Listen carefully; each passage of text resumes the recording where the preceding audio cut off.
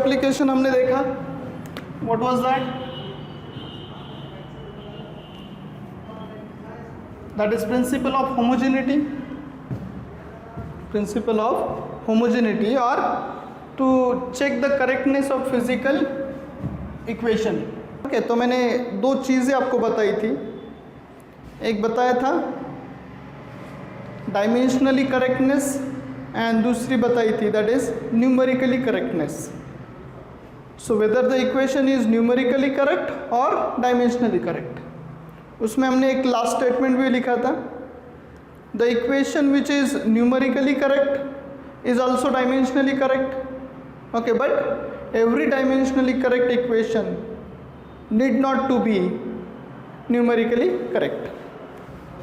तो उसमें दो रूल्स थे, dimensions on LHS must be equals to dimensions on RHS, और जो सेकंड था that is what,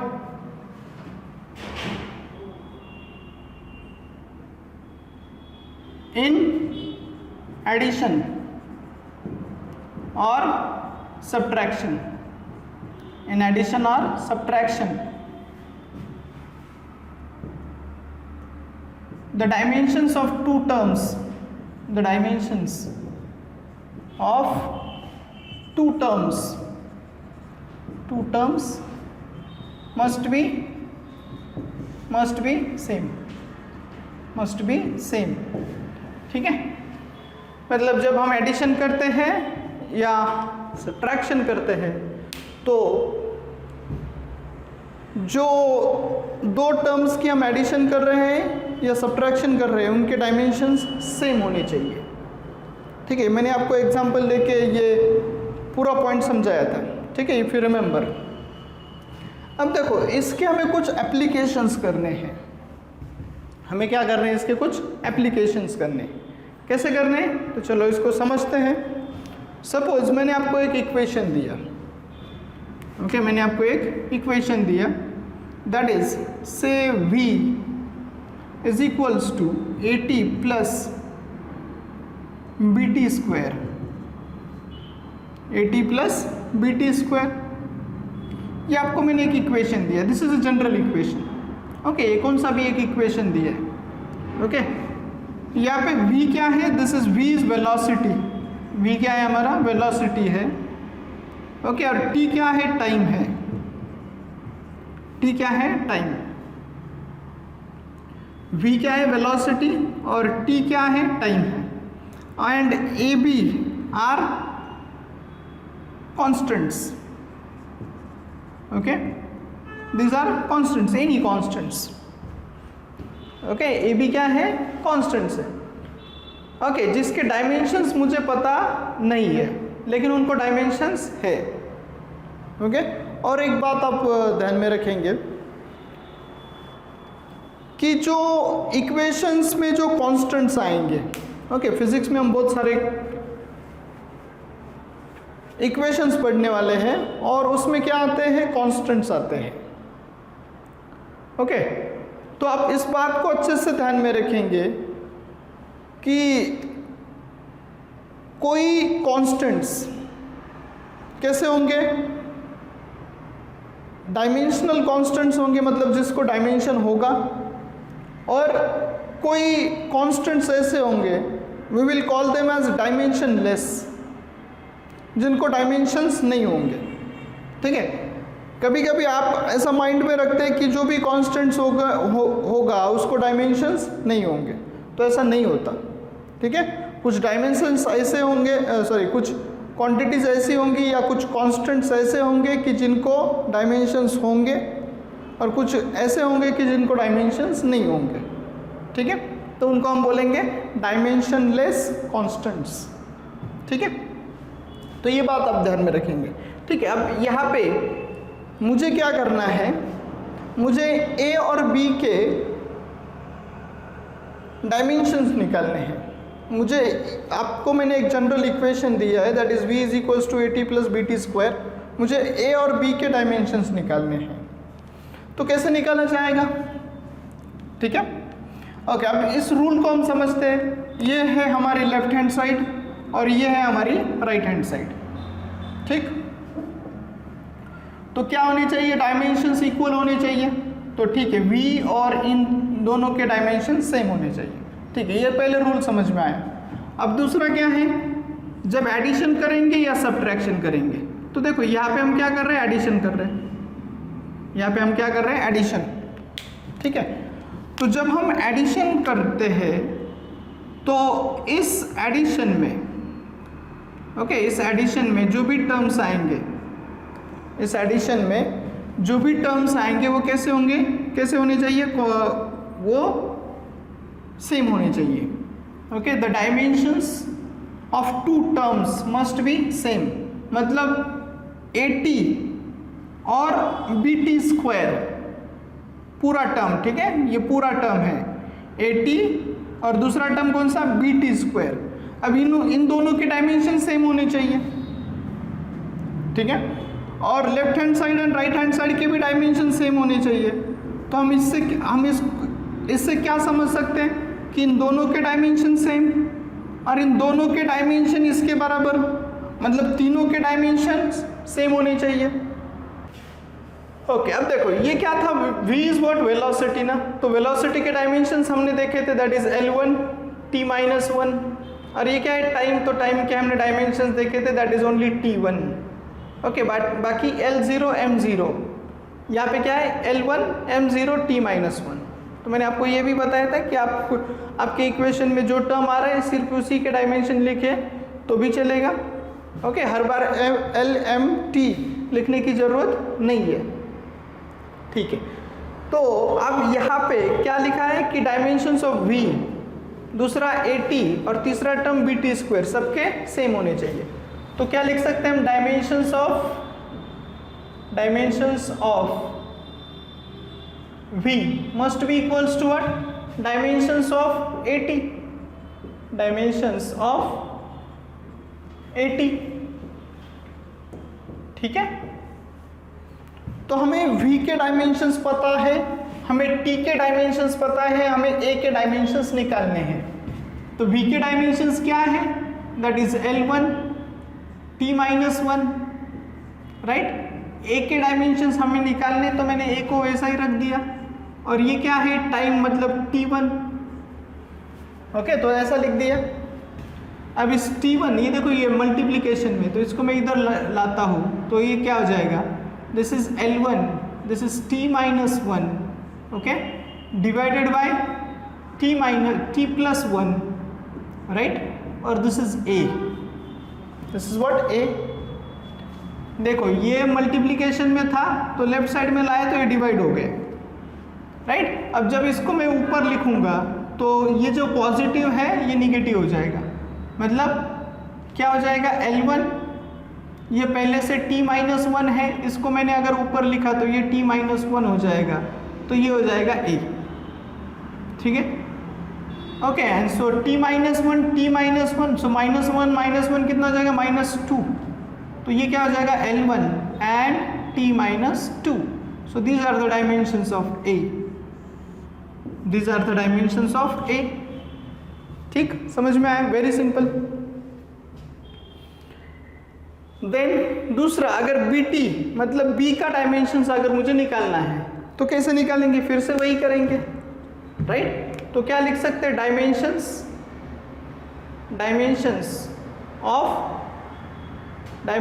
of v, okay, must be equals to what, dimensions of BT square, right. Dimensions of v must be equals to dimensions of BT square. ठीक है, अब मुझे किसका निकालना है, b का निकालना है। तो ये क्या हो जाएगा, देखो ये v का तो हमें पता है, that is L1 t-1, right, और दिस इज b, और t का क्या है 1, और उसका क्या करना है हमें, स्क्वायर, तो ये क्या हो जाएगा, t स्क्वायर, राइट। सो L1 t-1, ओके, और ये क्या हो जाएगा, b इंटू t⁻², t⁻²। देखो इसको अगर मैं इस साइड में लाऊंगा तो क्या हो जाएगा, ये निगेटिव हो जाएगा, जैसे यहाँ पे हुआ।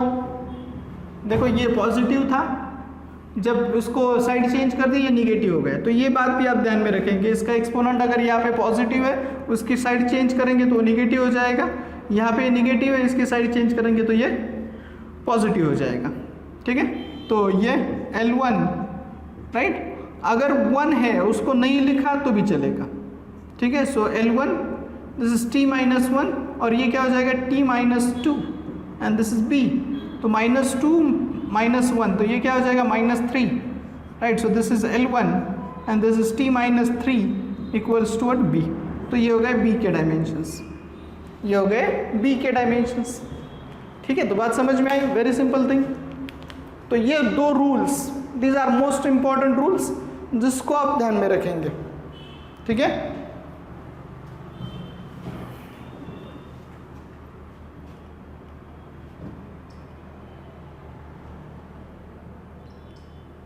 ठीक है। अब देखो इससे क्या कर सकते हैं हम, इस रूल से हमें क्या समझ में आया कि हमें कौन सी भी अगर क्वांटिटी मतलब किसी भी क्वांटिटी के डायमेंशंस हम निकाल सकते हैं राइट। अगर हमें एक इक्वेशन कैसा दिया है, that is correct equation, if it is dimensionally correct equation then we can find out what dimensions of any quantity, dimensions of any quantity. ठीक है, जैसे कि मैंने यहाँ पे ए के लिए निकाला, बी के लिए निकाला, ऐसे हम कौन सी भी क्वांटिटी अगर लेंगे तो उसके डायमेंशंस हम निकाल सकते हैं। फॉर एग्जांपल आपको एक इक्वेशन दिया है that is F is equals to G m1 m2 upon R square. ये इक्वेशन आपको पता है, this is what Newton's equation right, Newton's formula for gravitation, Newton's formula. ठीक है, अब आपको क्या क्या पता है, आपको पता है F, तो F क्या है, फोर्स राइट। M1 और M2 ये क्या है, this two are masses, okay, ये क्या है मास, और R क्या है डिस्टेंस, R क्या है डिस्टेंस। और G को क्या बोलते हैं हम, this is universal, okay, universal gravitational constant.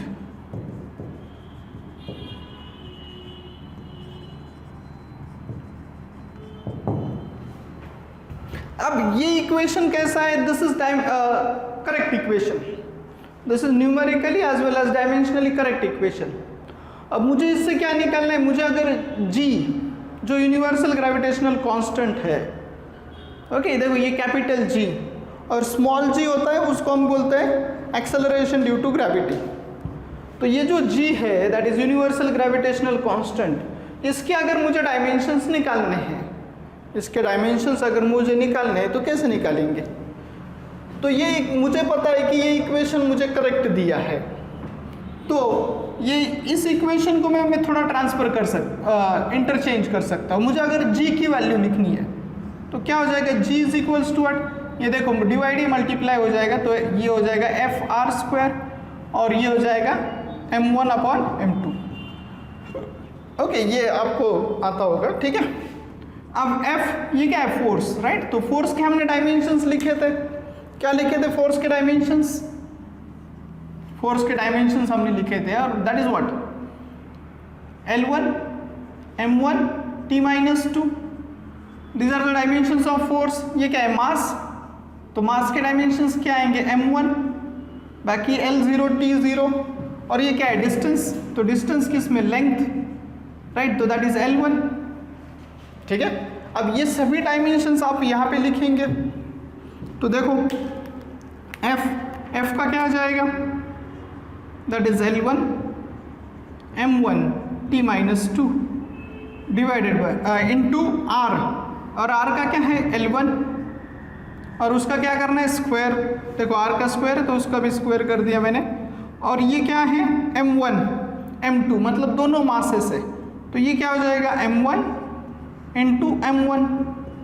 ठीक है, तो अब ये अगर आप देखेंगे तो क्या आ रहा है L1 राइट, ये क्या है m1 और ये क्या है t माइनस 2, और ये देखो ये क्या है दैट इज इसका स्क्वायर, मतलब दिस इज L स्क्वायर और नीचे क्या हो जाएगा m1 तो ये हो जाएगा m², ठीक है। या आप क्या कर सकते हैं, ये m1 कैंसिल हो जाएगा, यहाँ पे बचेगा एक m1। तो finally L1 L2 right, base same, तो इसके एडिशन करते हैं तो दिस विल बिकम L3। ये क्या हो जाएगा m-1 राइट, इसको मैं ऊपर लिखूंगा, ये -2 हो जाएगा, 1 और -2 कितना हो जाएगा -1, ओके। और ये रहेगा t-2। So these are the dimensions for what, g। These are the dimensions for g, okay. तो इसको हमने किससे निकाला, जो फर्स्ट रूल हमने देखा था कि dimensions on LHS must be equals to dimensions on RHS। तो ऐसे g का हमने निकाला, तो ऐसा हम कौन सा भी निकाल सकते हैं राइट। अगर हमें एक टर्म छोड़ के बाकी सभी टर्म्स के डायमेंशंस अगर पता है तो हम जो रिमेनिंग टर्म है उसका डायमेंशंस निकाल सकते हैं, ठीक है।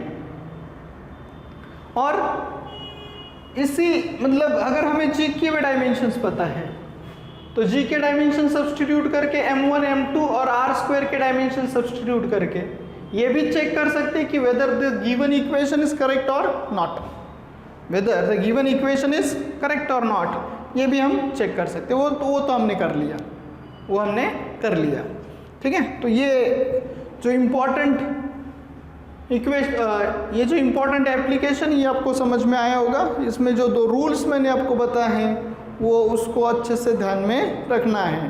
That is rules for homogeneity क्या क्या हैं कि लेफ्ट हैंड साइड और राइट हैंड साइड में जो भी टर्म्स होंगे उनके डायमेंशन सेम होने चाहिए, और एडिशन और सब्ट्रैक्शन करते टाइम जो टर्म्स उसमें आएंगे उसके भी डायमेंशंस सेम होने चाहिए। और एक रूल तो नहीं है वैसे, लेकिन हम बोल सकते हैं कि मल्टीप्लिकेशन और डिवीजन करते टाइम ओके उसके डायमेंशन सेम हो या ना हो उससे कोई फ़र्क नहीं पड़ेगा। ओके इसको भी आप डायरेक्टली समझ सकते हैं। ओके प्रैक्टिकल एग्जाम से आप इसको कैसे, प्रैक्टिकल एग्जाम्पल से इसको हम कैसे समझेंगे। देखो 5 kg sugar plus 5 kg rice, दोनों को हम मिला सकते हैं या नहीं? यस मिला सकते हैं। तो 5 kg राइस 5 kg शुगर तो कितना हो जाएगा 10 kg, कितना हो जाएगा 10 kg, ठीक है। लेकिन अब मुझे ये बताओ 5 litre oil plus 5 kg sugar, क्या इनको ऐड कर सकते हैं? क्या इनको ऐड कर सकते हैं? नहीं कर सकते। लीटर मतलब ये किसका यूनिट है? That is for volume. और kg ये किसका यूनिट है? That is for mass.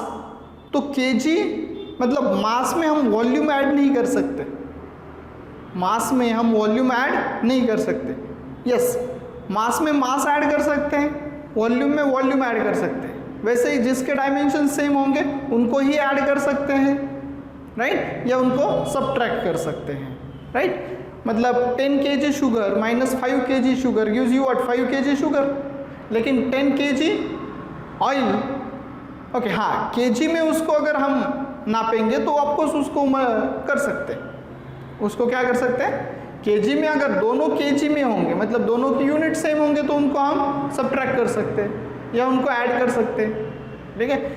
लेकिन मल्टीप्लिकेशन करने के लिए या डिवीजन करने के लिए ऐसा उनके डायमेंशन का सेम होना ज़रूरी नहीं है, ठीक है। ये बात आप अच्छे से ध्यान में रखेंगे, ठीक है। ये समझ में आया। सो this is the first application और उस एप्लीकेशन का यूज़, ठीक है। मतलब कैसे जो रिमेनिंग टर्म्स होंगे उनके डायमेंशंस अगर हमें निकालने हैं तो कैसे निकाल सकते हैं, तो ठीक है ये समझ में आया। और एक बात आपको यहाँ पे ध्यान में रखनी है कि जो नंबर्स होंगे सिर्फ नंबर्स, तो उनके कोई डायमेंशंस नहीं होंगे, उनके कोई डायमेंशंस नहीं होंगे, ठीक है। सिर्फ नंबर्स होंगे तो उनके कोई डायमेंशंस नहीं होंगे। मतलब फॉर एग्जांपल देखो जनरली लॉगरिथम में एक टर्म यूज़ किया जाता है that is E. Okay logarithm में एक टर्म यूज़ किया जाता है दैट इज ई और इसकी वैल्यू होती है 2.7 के अराउंड, इसकी वैल्यू होती है 2.7 के अराउंड। तो इसको कोई डायमेंशन नहीं होता, because this is a number, okay. और सपोज पाई भी क्या है 3.14, या दिस इज 22/7, ये भी क्या है नंबर, ये क्या है नंबर। तो ऐसे जो नंबर्स होंगे, ओके, ऐसे जो नंबर्स होंगे उनके लिए कोई डायमेंशन नहीं होगा, ये कांस्टेंट्स है, right. Pi is a constant, E is a constant, तो इनके लिए कोई डायमेंशंस नहीं होगा, ठीक है। So if the number do not have the pure number, okay, whether it is rational number or irrational number, do not have any dimensions. The pure number do not have any dimensions, okay, the pure number do not have any dimensions, ठीक है, ये बात ध्यान में रखेंगे, okay. मतलब ये constants बहुत सारे इक्वेशंस में आते हैं, तो इसलिए मैंने आपको बताया, ठीक है। ये हो गया हमारा फर्स्ट एप्लीकेशन, ये हो गया हमारा फर्स्ट एप्लीकेशन।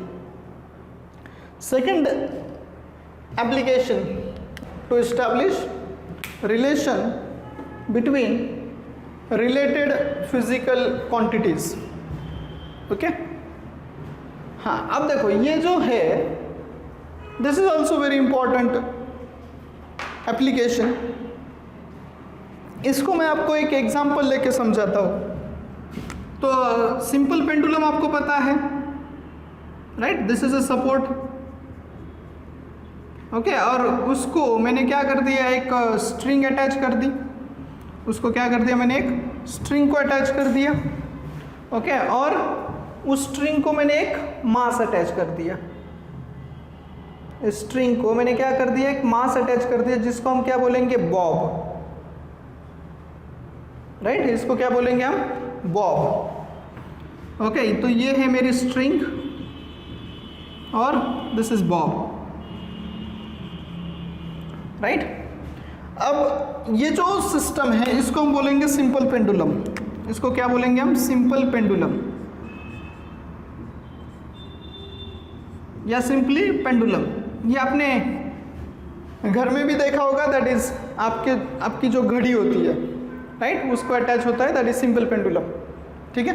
हाँ, तो इसका टाइम पीरियड क्या निकालना है मुझे, टाइम पीरियड, मतलब अब ये क्या करता है, ये ऑसिलेट करता है, मतलब ये इधर जाता है, फिर से इधर आता है, यहाँ से इधर जाता है और फिर से यहाँ पे आता है।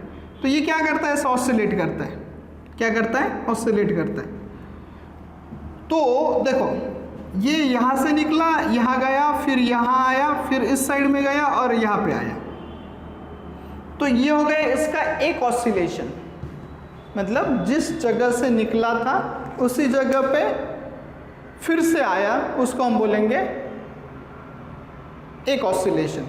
मतलब यहाँ से जाएगा इस तरफ, फिर यहाँ आएगा, फिर इस तरफ जाएगा और फिर वापस लौट के यहाँ आएगा। जब ये एक मोशन कंप्लीट होगा उसको हम बोलेंगे एक ऑसिलेशन, वन लाइक दिस, या इसको यहाँ से भी ले सकते डायरेक्टली, यहाँ गया और फिर यहाँ आया, या यहाँ से ले सकते, यहाँ गया और फिर यहाँ आया, ओके। इसको जितना टाइम लगेगा that is called as time period. अब ये जो टाइम पीरियड है ये किसके ऊपर डिपेंड करेगा, ये जो टाइम पीरियड है वो किसके ऊपर डिपेंड करेगा, तो पहले तो इसके ऊपर जो फोर्स एक्ट होता है वो क्या है, that is acceleration due to gravity. तो ग्रेविटी का फोर्स इसके ऊपर एक्ट होता है, राइट। अब ये ग्रेविटी डिसाइड करेगी कि इसको कितना टाइम लगेगा, okay. Gravity that is acceleration due to gravity, ये डिसाइड करेगी कि इसको कितना टाइम लगेगा। और दूसरा कौन सा, तो ये जो इसकी लेंथ है, this is what, length of string, length of string, okay. इसकी लेंथ बढ़ाएंगे तो टाइम चेंज होगा, ओके। और ये जो ग्रेविटी है मतलब जी, उसको अगर हम चेंज करेंगे तो इसका टाइम पीरियड चेंज होगा। The time period of one oscillation of pendulum depends on the length of pendulum और string and the acceleration due to gravity. तो देखो इसको कैसे लिखना है कि this T that is time period depends on length of pendulum that is L, ठीक है। देन ये जो टाइम पीरियड है this is also depends on what, acceleration due to gravity that is G। तो T किसके ऊपर depend, L के ऊपर, T किसके ऊपर डिपेंड, दैट इज G के ऊपर डिपेंड। लेकिन ये एग्जैक्टली इसका इक्वेशन क्या आता है ये मुझे पता नहीं है, ये मुझे पता नहीं है। अब मुझे क्या करना है, उसी को निकालना है कि इसका जो एग्जैक्ट इक्वेशन जो आएगा वो क्या होगा, ओके। या what, to establish a relation, तो मुझे इसके बीच जो एग्जैक्ट रिलेशन है उसको एस्टैब्लिश करना है, राइट। मतलब ये जो तीन क्वांटिटीज है, time, length and acceleration due to gravity, तो इनके बीच मुझे क्या करना है, एक रिलेशन एस्टैब्लिश करना है, ठीक। तो मैं क्या लिखूंगा, तो this is directly proportional to L, this is proportional to G, तो मैं क्या लिख सकता हूँ, this T is proportional to L और G, L एंड G। अब देखो प्रोपोर्शनलिटी साइन, ये प्रोपोर्शनलिटी साइन है, इसको निकालने के लिए हम क्या करते हैं, कांस्टेंट पुट करते हैं, ओके। और जनरली हमें उस कांस्टेंट को क्या मानना है, that is dimension less, okay. एक बात आप यहाँ पे अच्छे से ध्यान में रखेंगे कि डायमेंशन मतलब इस एप्लीकेशन में जो आप कांस्टेंट यूज करेंगे वो कैसा होगा, डायमेंशन लेस, ठीक है। और this is L, okay, and this is what, G, ठीक है।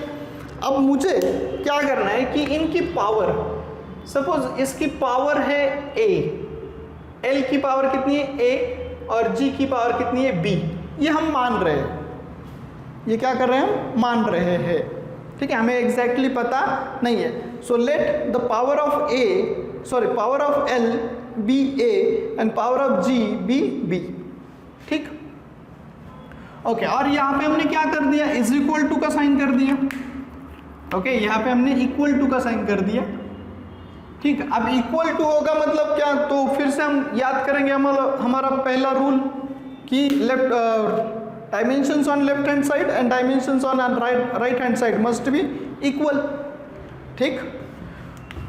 तो हमें ये पता है T क्या है, टाइम पीरियड है, T क्या है, टाइम पीरियड, ठीक है। तो इसका डायमेंशन क्या आएगा, T1 because it is a time. Then L is what, length, तो उसका टाइम पीरियड, उसके डायमेंशन क्या आएंगे, उसके जो डायमेंशन है वो क्या आएंगे, L1 ओनली, ओके। और G is what, G is acceleration due to gravity, acceleration due to gravity, मतलब ये क्या है, एक्सेलरेशन है ना, ये क्या है, एक्सेलरेशन। और हमें एक्सेलरेशन के डायमेंशंस पता है, that is L1 and T-2, L1 and T-2, ठीक है, ओके। अब क्या करना है हमें इनको इक्वेट करना है, इसके जो डायमेंशंस है उसको पुट करके इक्वेट करना है, मतलब T⁻1। अब देखो यहाँ पे सिर्फ T है ना, ओके, यहाँ पे क्या आया, सिर्फ T, मतलब लेफ्ट हैंड साइड में क्या है, सिर्फ T।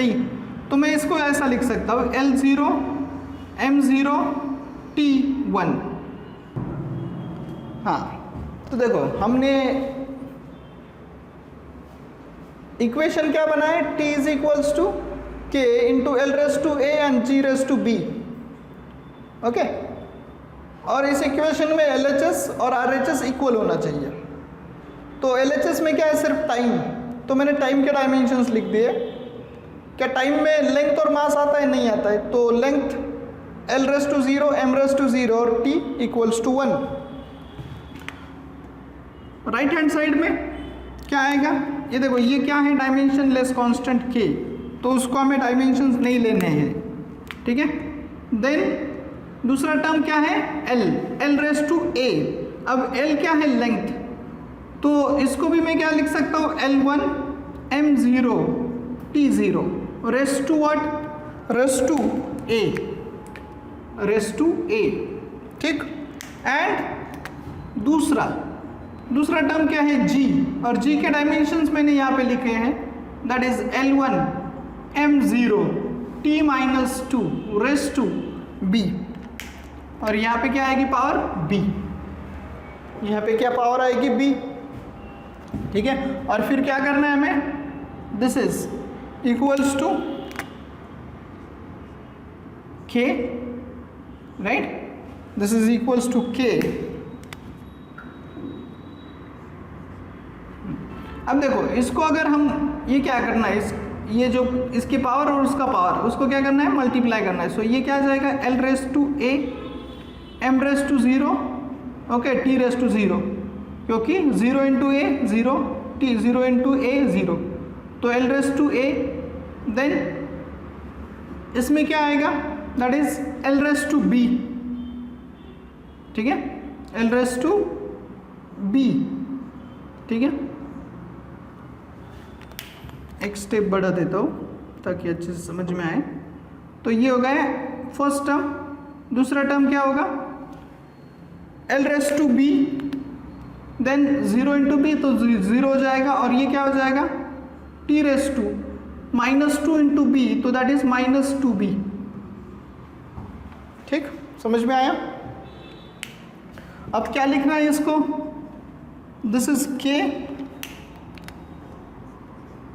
राइट। अब इसको एक ब्रैकेट में लिखेंगे तो क्या लिखेंगे, देखो एल रेस टू,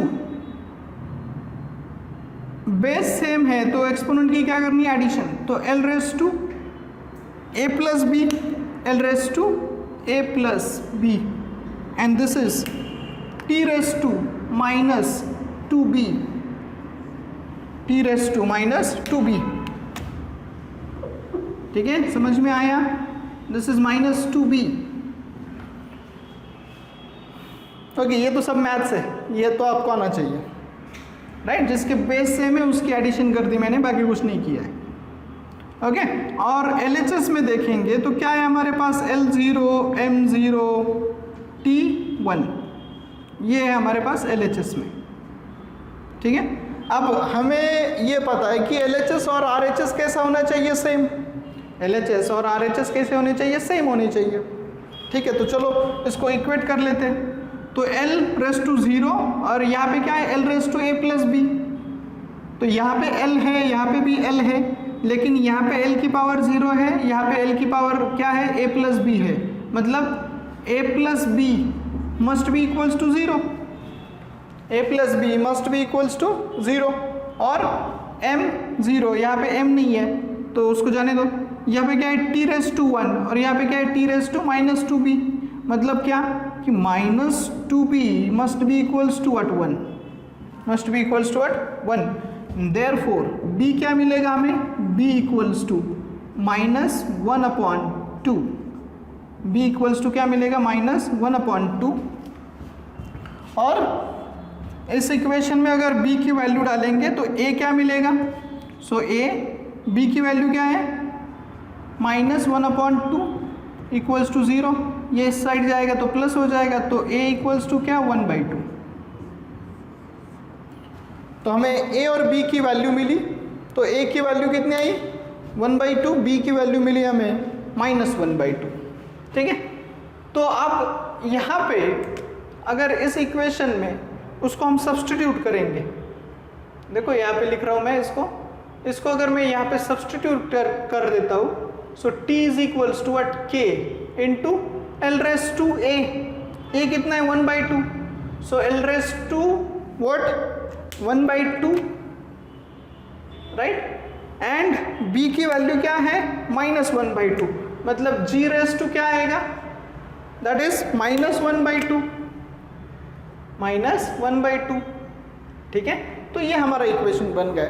और पावर 1/2 का मतलब कितना, that is square root.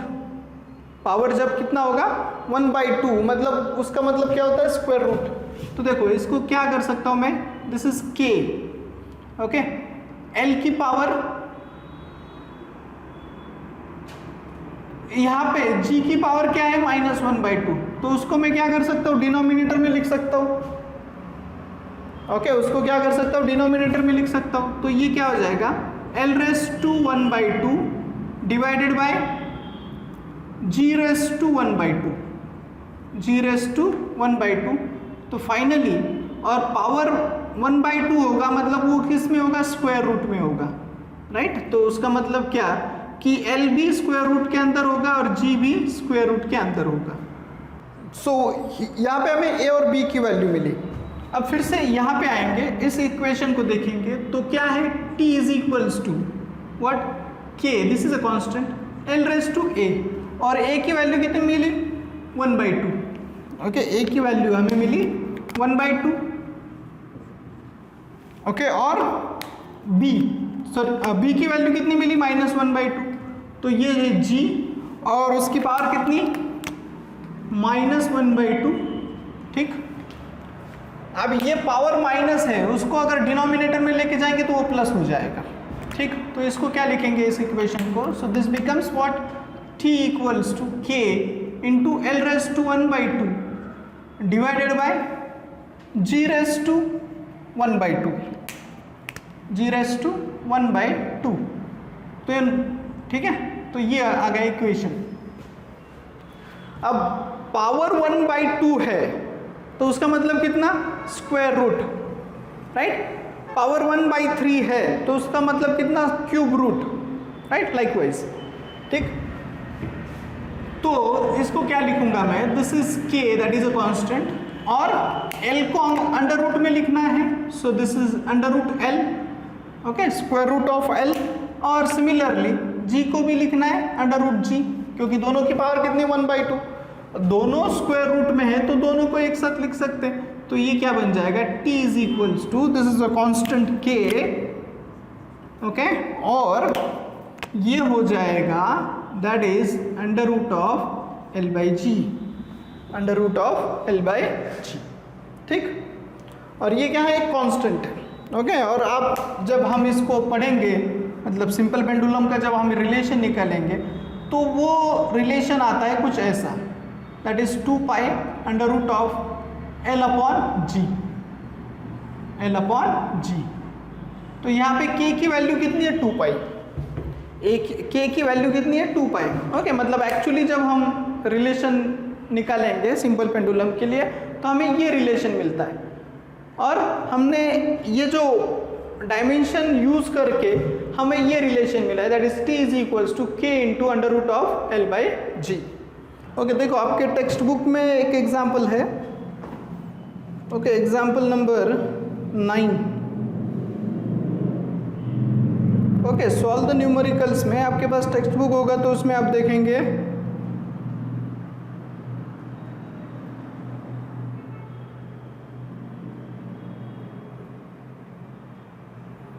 Question number 9। An object is falling freely under gravitational force.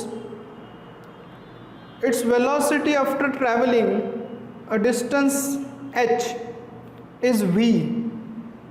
If v depends upon gravitational acceleration g and the distance, prove with dimensional analysis that is v is equals to k into under root of G H where k is a constant. Okay, वहाँ पे ऐसा लिखना चाहिए कि k is a dimensionless constant. ठीक है, तो इस एग्जाम्पल को सॉल्व करते हैं। ओके, तो एग्जाम्पल क्या है, तो आप इसको समझ, this is example number 9, example number 9। तो इसमें हमें दिया क्या है, देखो पहले, there is a body, this is a body, ठीक है, and this body is falling freely, this body is falling freely. Okay, और यहाँ पे मतलब कुछ हाइट h ट्रैवल करने के बाद, ओके, उसको डिस्टेंस बोला है, तो h हाइट नीचे आने के बाद इसकी वेलोसिटी हो जाती है v, इसकी वेलोसिटी हो जाती है v, और ये जो वेलोसिटी है, ये जो वेलोसिटी है इसकी, ये किसके ऊपर डिपेंड है, it depends on 2 things, one is height, so velocity depends on height, and second one is this is, that is what we can write, this v is proportional to h। Okay, और दूसरी बात क्या है कि this velocity depends on acceleration due to gravity, मतलब g, acceleration due to gravity, that is what g। Okay, मतलब क्या कि this v is also related to g, v is also related to g, ठीक है। So v is related to h, v is related to g। अब मुझे exact relation निकालना है, मुझे इसका एग्जैक्ट रिलेशन निकालना है। ओके, और मोशन कैसा है? Freely falling motion. कैसा है? फ्रीली फॉलिंग मोशन, ठीक है। तो आपने मेरे फाउंडेशन के कुछ लेक्चर्स किए होंगे, तो उसमें आपको समझ में आया होगा कि फ्रीली फॉलिंग मोशन क्या होता है कि किसी भी चीज़ को मैंने ऐसे ड्रॉप कर दिया, राइट, इसको मैंने ड्रॉप कर दिया, तो ड्रॉप, उसको ड्रॉप कर दिया, मतलब this motion is what freely falling motion. उसका और एक मतलब यहाँ पे ये जो पॉइंट है, यहाँ पे इसकी वेलोसिटी कितनी है? 0। यहाँ पे इसकी वेलोसिटी कितनी है? 0। तो इनिशियल वेलोसिटी अगर 0 होगी, इनिशियल वेलोसिटी अगर 0 होगी तो उसको बोलेंगे हम फ्रीली फॉलिंग मोशन, ठीक है। तो फ्रीली फॉलिंग मोशन में क्या होता है? इनिशियल वेलोसिटी 0 होता है। अब ये मैंने क्यों डिस्कस किया, इसको मैं बाद में आपको समझाता हूँ, ठीक है। तो ये समझ में आया? ओके, अब क्या करना है हमें? फिर से वही टेक्निक यूज करनी है कि v जो है, ओके, ये टर्म्स पहले लिख लेते हैं। v क्या है? वेलोसिटी। v क्या है? Velocity, right. तो वेलोसिटी के डायमेंशंस हमें पता है क्या है, that is L1 t-1, right. Then हमें h is what? Height. Height मतलब क्या? Length, right. तो इसके डायमेंशंस होंगे L1, और g that is what? Acceleration due to gravity. तो ये क्या है? Basically it is acceleration, right. तो इसके डायमेंशंस क्या आएंगे? L1 t-2, ठीक है। तो इसमें मास का टर्म आ ही नहीं रहा है, तो ठीक है, उसी में रिलेशन मिल जाएगा हमें। तो चलो इसको शुरू करते हैं। तो क्या करना है हमें? पहले इसको लिखना है, that is v equals to, और v is proportional to h and g। और क्या करना है? इसकी पावर लिखनी है। तो h की पावर कितनी? तो पहले इसको इक्वल टू में लिखेंगे, तो क्या आएगा? देखो, v इक्वल्स टू एक कांस्टेंट है k, ओके, और ये कैसा है? Dimension less. This is h, this is g। और क्या लिखना है? h की पावर कितनी? से a, g की पावर कितनी? से b, ठीक। ओके, अब क्या करेंगे? डायमेंशंस भी पता है, तो इसमें डायमेंशंस की वैल्यूज पुट करेंगे। तो डायमेंशंस क्या है? v की क्या है? LHS में L1 और t-1, ठीक। राइट साइड में दिस इज k, जिसको डायमेंशन नहीं है। Then h is what? Height. Height का क्या है? L1, और इसकी पावर कितनी? a, इसकी पावर कितनी? a। Then g that is what? L1 t-2,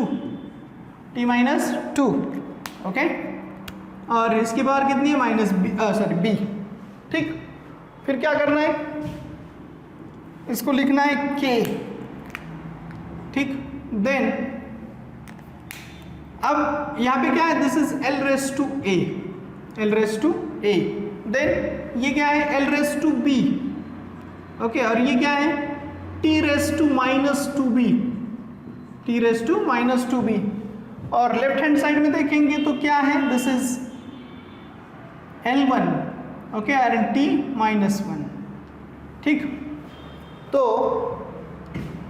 अब next step, this is L1 t-1, okay, equals to k, और ये क्या हो जाएगा यहाँ पे?